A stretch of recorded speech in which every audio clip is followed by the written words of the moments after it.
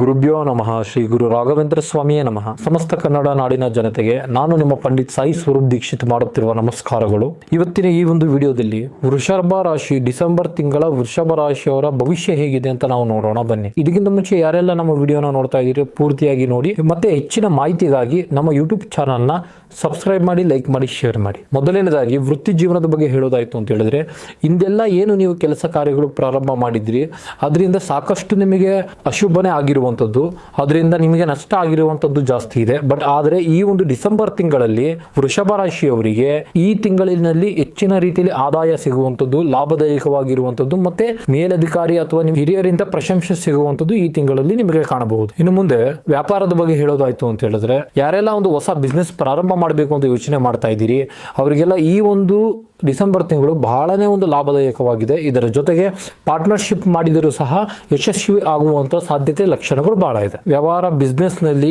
ಯಾರೆಲ್ಲ ಒಂದು ಕಾಂಪಿಟೇಷನ್ ಮಾಡ್ತಾ ಇದ್ದಾರೆ, ನಿಮಗೆ ಯಾರೆಲ್ಲ ಕಾಂಪಿಟೇಷನ್ ಆಗಿರುತ್ತಾರೆ ಅವರಿಂದ ನಿಮಗೆ ಜಯ ಸಿಗುವಂಥದ್ದು. ಇನ್ನು ಆರ್ಥಿಕ ಪರಿಸ್ಥಿತಿ ಬಗ್ಗೆ ಹೇಳೋದಾಯ್ತು ಅಂತ ಹೇಳಿದ್ರೆ, ಈ ತಿಂಗಳು ಡಿಸೆಂಬರ್ ತಿಂಗಳಿನಲ್ಲಿ ನಿಮಗೆ ಹೆಚ್ಚಾಗಿ ಆದಾಯ ಆಗುವಂಥದ್ದು, ಅದೇ ರೀತಿಯಲ್ಲಿ ನಿಮಗೆ ಅಷ್ಟೇ ಖರ್ಚುದಾಯಕವಾಗಿ ಇರುವಂಥದ್ದು.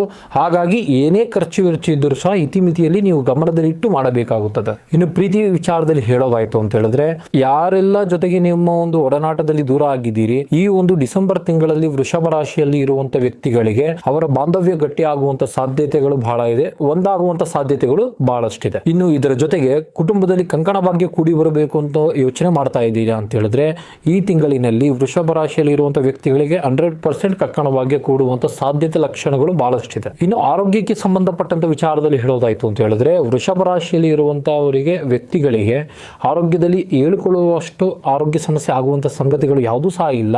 ಆದರೂ ಕೂಡ ನಿಮ್ಮ ಒಂದು ಆರೋಗ್ಯದ ಮೇಲೆ ನಿಮಗೆ ಕಾಳಜಿ ಇರಲೇಬೇಕಾಗ್ತದೆ.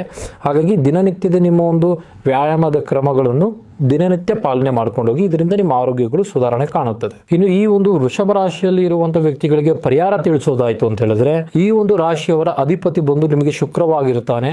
ಆ ಒಂದು ಶುಕ್ರ ದೇವತೆಗೆ ಪೂಜೆ ಮಾಡಬೇಕು. ಪೂಜೆ ಮಾಡಿದ ನಂತರ ನಿಮ್ಮ ಕಡೆಯಿಂದ ಒಂದು ಬಿಳಿ ವಸ್ತ್ರನ ಶುಕ್ರ ದೇವನಿಗೆ ಅರ್ಪಣೆ ಮಾಡುವಂಥದ್ದು ಬಹಳ ಉತ್ತಮ. ಇದರ ಜೊತೆಗೆ ದುರ್ಗಾದೇವಿಗೆ ಆರಾಧನೆ ಮಾಡಿ. ಇದಾಗಿತ್ತು ವೃಷಭ ರಾಶಿಯವರ ಡಿಸೆಂಬರ್ ತಿಂಗಳ ಭವಿಷ್ಯ. ಮುಂದಿನ ವಿಡಿಯೋಗಳಲ್ಲಿ ಸಿಗೋಣ. ಅಲ್ಲಿ ತನಕ ನೋಡ್ತಾ ಇರಿ ನಮ್ಮ ಯೂಟ್ಯೂಬ್ ಚಾನಲ್. ಧನ್ಯವಾದ.